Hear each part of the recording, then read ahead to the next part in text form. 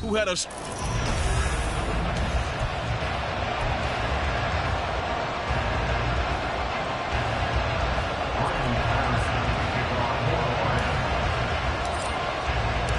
Set to go now in Week 6 of the NFL season, and we are underway on EA Sports. From a yard or two deep, here comes a return. And no chance to get away as they'll get him down at about the 17-yard line. So out come the Bucs now for their first drive. They will be led out by the 6-foot lefty from Alabama. It's Tua Tagovailoa. I love just about everything about him. Love his game, love his makeup, love his moxie. One of my favorite words. This guy's a competitor. Gritty, tough, you name it, he's got it. But he did throw an interception in last week's game. That contributed to a loss. And despite the fact he threw 3 touchdown passes, he's going to be out there redoubling his efforts and trying to play better. Now Tua on the bootleg here. This is caught by Evans. And he'll be out right at the 35. An early statement on the game's first play. 18 yards and a first down. Play action here on the first play from scrimmage.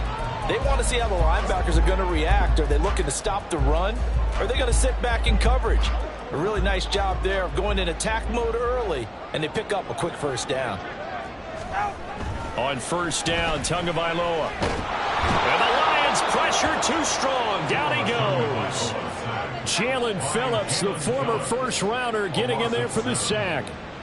And they weren't in zone coverage. They were in man, and each man did his job. And that looked like vintage, old-school coverage, didn't it?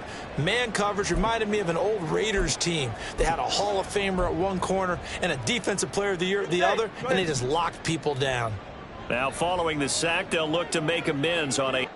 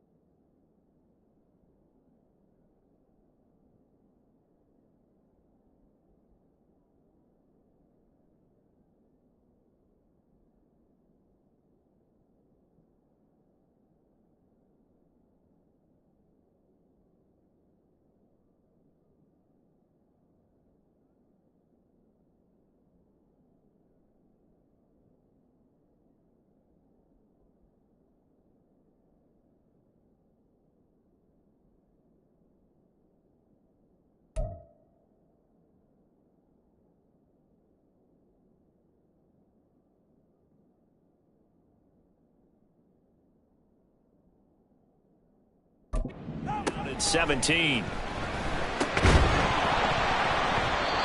Throwing there, but this pass is going to wind up incomplete. That's what you're going to need to do against those big receivers. You got to get in there and get physical with them.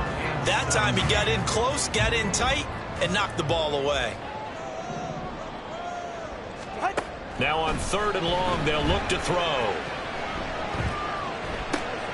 That's complete. It's Chris Godwin.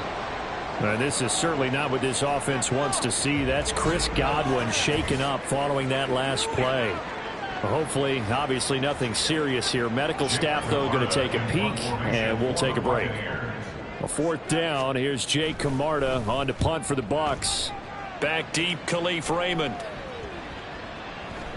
And no one there to stop it. Hits at the 8, but it carries all the way into the end zone for a touchback. So here are the Lions now coming out for their opening drive. And they'll be led out by their 3rd-year quarterback. He had the numbers of a game last week that if you win, you talk about him being a gritty guy, managing the game, getting it done. But they lost. So obviously 2 interceptions, 1 touchdown pass, that's not going to be good enough. Got to get that changed around. They'll start on the ground with Strong. And this will wind up the Lions' first down as he gets this up past the 30. All right, I got to ask you, with these RPOs, essentially the quarterback has 3 options, right? So what's different from that versus the triple option that we see the service academies run at the college level? As a general rule, the triple option at the college level, most things are called outside of the quarterback faking it to the runner and then keeping it himself and maybe having a trail back. What I mean is, in the NFL, that option to throw the football all comes about organically. It's a natural deal based on reads. In college, if you're going to throw the football for triple option, you've actually called that play. And able to get this one across the 45 before he's brought down. They'll get 17 that time, and the Lions have a first down. Just the first quarter, but tackling going to be so important going forward. They've got to limit plays like that. And that's something when you see it happen early in the game and they don't get him on the ground, you can always tell that they were concerned about it going in. Because I can just tell you from my days, I remember being in college and worrying all off-season about our season open opponent, and they had a receiver that could shake and bake with the best of them. I tackled him on the first pass of the game, and the relief was incredible. I ended up having a pretty decent ball game. If I had missed him, it would have been a long night. The Lions at 2-3 here to begin the new season. They come in losers of 2 straight, so trying to turn things around here. And you just mentioned 2 straight, and when you're talking about 2 games, that's nothing to panic about. They feel like they've been a little bit unlucky in the last couple. This is a club that's more than capable of turning things around, and I expect them to play really well here. Now a 2nd and 10. They'll give it to Strong. And he's able to get across midfield and down into Buccaneer territory. He'll get only 3 there, so it leaves him with a 3rd and 7 ahead. You look at this defense for Tampa Bay. It's quite a unit, number 1 in the NFL against the Bears. And I'm struggling a little bit trying to really categorize this crew. They're top 10 in the league against the pass, but the bottom half of the league in sacking the quarterback. That doesn't make sense. Imagine if this group ever put pressure on the QB, they'd easily move into the top 5. Oh, the Buccaneer pressure too much. Down he goes. Multiple players combined for their team's first sack of the game. Well, how about that? A dime set on defense, 6 defensive backs. None of them blitz. They're just back there in coverage. Defensive lineman gets the sack. That's where the O-line, they go to the sideline, they keep their helmets on so the cameras can't find them, right? Yeah, the cameras can't find them, but I know one thing. The O-line coach will. And they'll go ahead and down this one right on the chalk of the 20-yard line. Tampa Bay, they're getting ready to set up shop here for their 2nd drive.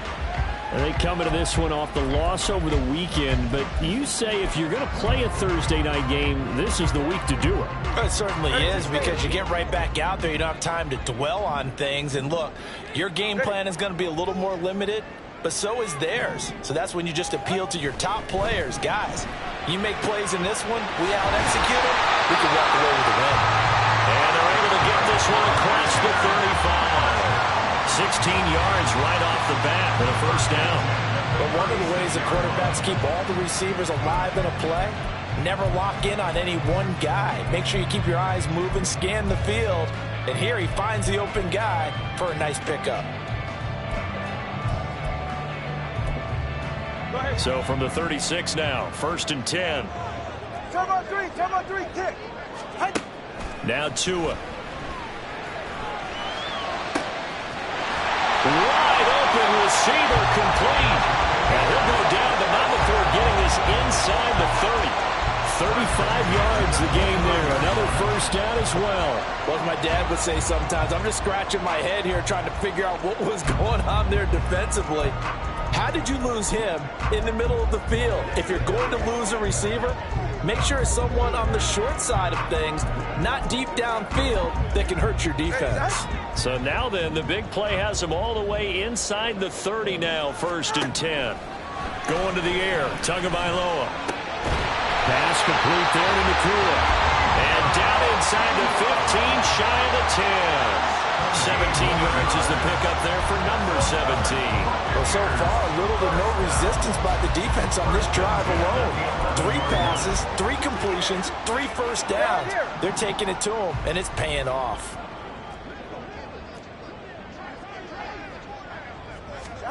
And again, it's Tagovailoa.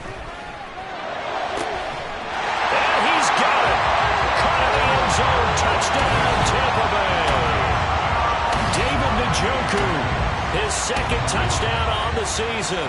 And the Bucs will claim the early lead as they're on the board first here tonight.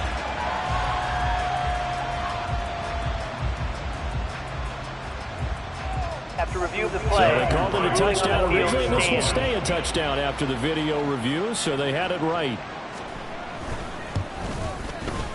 Extra point right down the middle, and it's now a 7-0 game. A drive there of just 4 plays, and it ends with a touchdown for the Bucs. The Bucs ready for the kickoff, and here we go. It's in the air. Here comes Khalif Raymond from his end zone. And ultimately cannot get this out to the 25-yard line as he's dropped at the 23. Back onto the field come the Lions for their second overall drive. And they are losers of 2 straight coming into this Thursday night game. Is it more difficult, CD, when you take a losing streak into a quick turnaround game like this? It certainly is, because you don't get time to work on the issues that you've had throughout the season that caused you to have the record that you're having. You can't really get those set. So now you're trying to minimize those and maximize what you've been doing well. And I remember a game recently where one of the assistant coaches said to the head coach, forget our running back rotation. This guy has a hot hand, and they rode him to a victory. Those are things you have to look out for in games like this. 60 Vikings, 60 Vikings. Off the play fake. Nance. He's got a man complete. And he has a big gain inside the 40 before being dropped. 33 yards that time. Well, partner, I'm not sure how this drive's going to end, but how about the way they flip field position there? A nice attacking play that picked up a heck of a chunk of yardage. So how about that for a chain mover? They're all the way down inside the 40 now for 1st and 10. Straight ahead is Strong. He's tackled a yard short of the marker. Good gain of 9 on 1st down. If these kinds of lanes are available, you have to feel like he's going to have a pretty big game on the ground. Yeah, you can tell early on he's got a little burst in his step, and that's a big pickup right there on 1st down. Ball on the 30 now. Here's 2nd down and 1.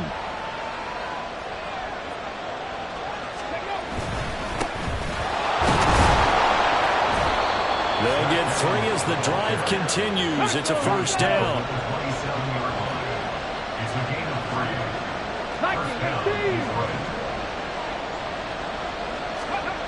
Back to throw. Nance. And his throw here's incomplete. He didn't just deny a big throw there. He broke that one up in the red zone. An excellent play. One that may help save points on the board when this drive is over. 2nd and 10.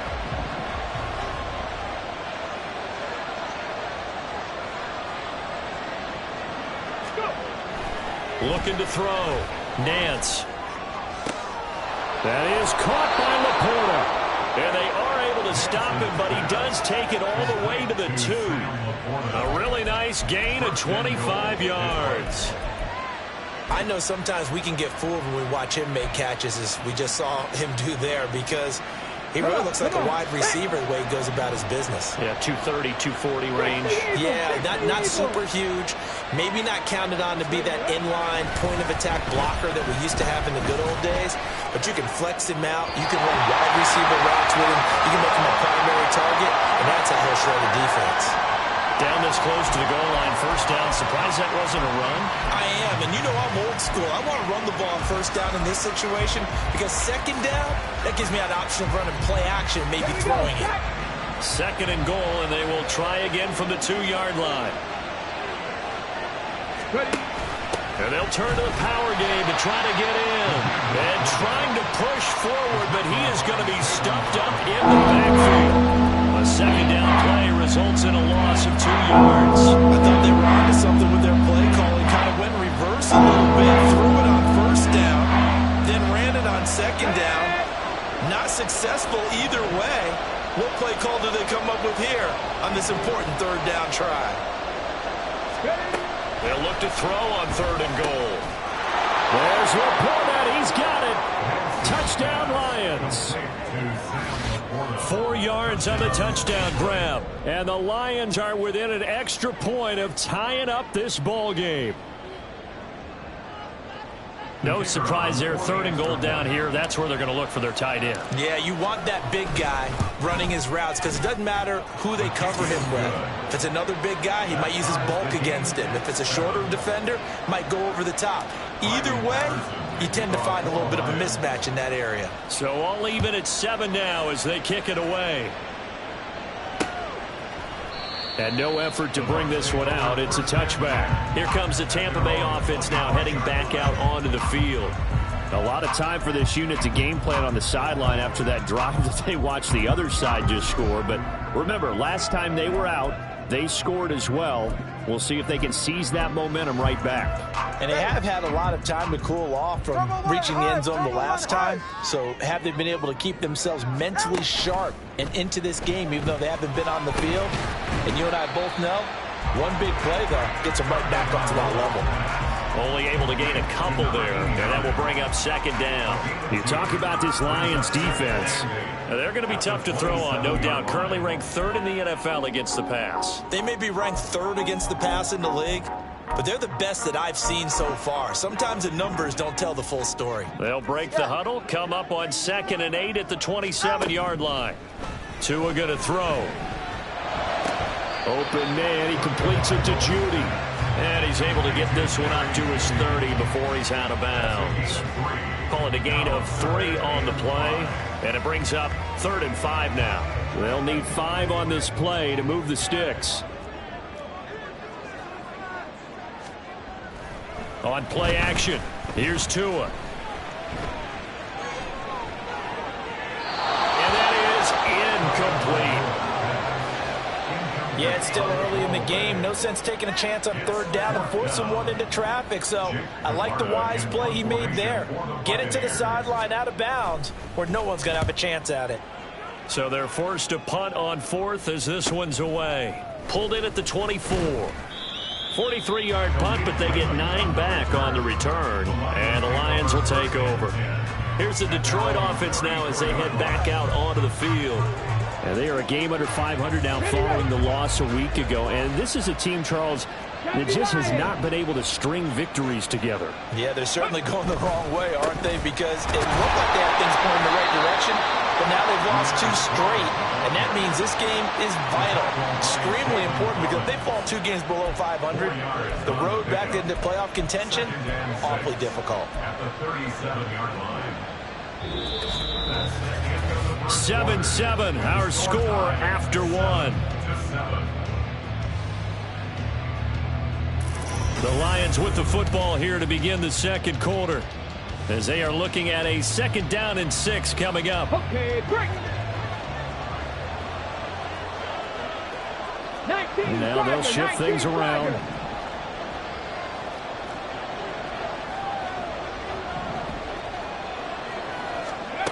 Looking to throw on 2nd down. Nance, no gain on the play. 3rd and 7 now. As a defense, you're more balanced when you're in zone coverage because you're able to keep your eyes on the quarterback and see the play develop in front of you. They're able to keep the quick pass in front of them and stop the right line of scrimmage.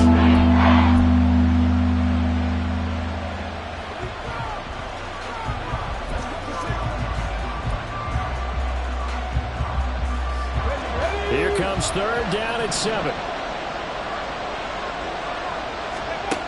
Back to throw. Nance. And this is going to be incomplete.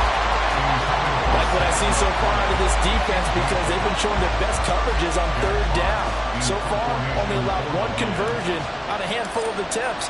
One area of their game plan that they've executed to perfection.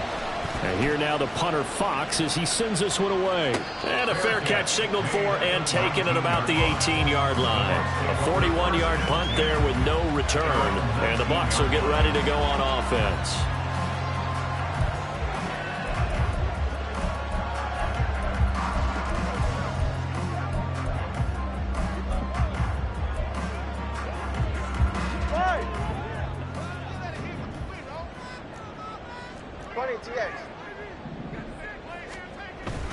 Now a play fake. Here's Tagovailoa.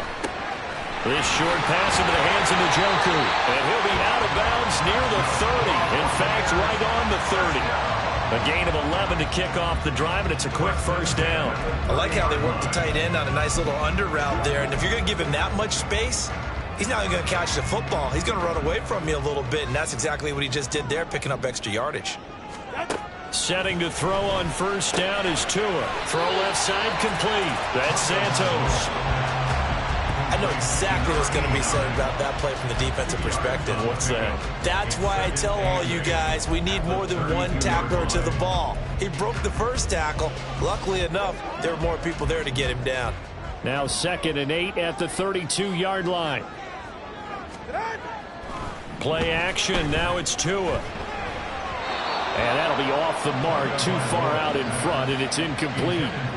He kind of forced that one there, didn't he? It's almost like he predetermined where he was going to go with the football. Yeah, he wasn't really going through progressions. He wanted to go to his top guy. You do that against this defense, they'll make you pay, won't they? Yeah, they certainly will. They react very quickly to the thrown football.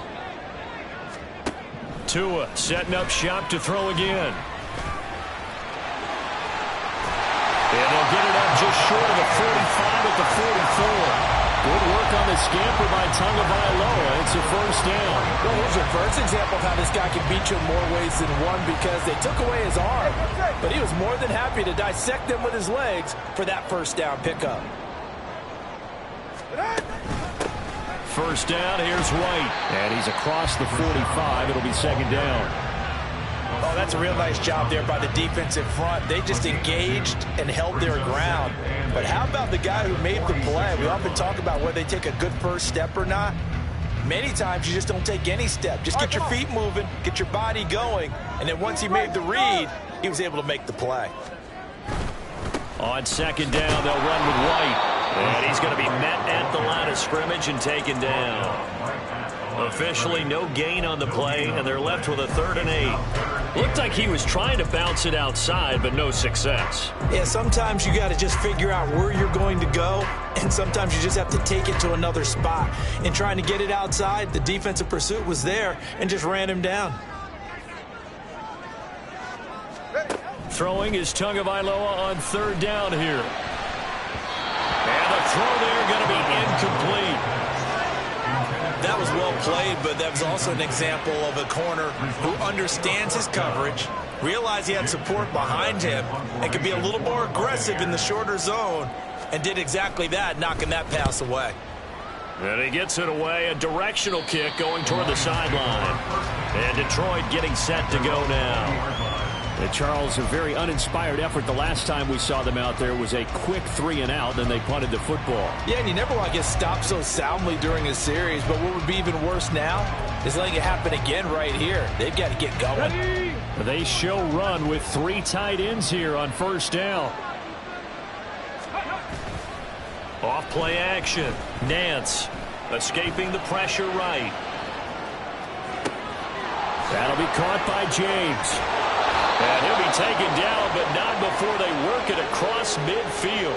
It's a gain of 35. You ask tight ends about their favorite routes to run, and surprisingly, this will pop up as one of their staples because they run so many routes in the middle of the field. How about this one? Starts downfield, bends it to the corner, great touch on the football, and they turn that one into a big play. Trying to run inside, but nothing there. No gain on the play. It'll be 2nd down. As usual, the hallmark of a good run defense, linebackers making plays near the line of scrimmage. Absolutely nowhere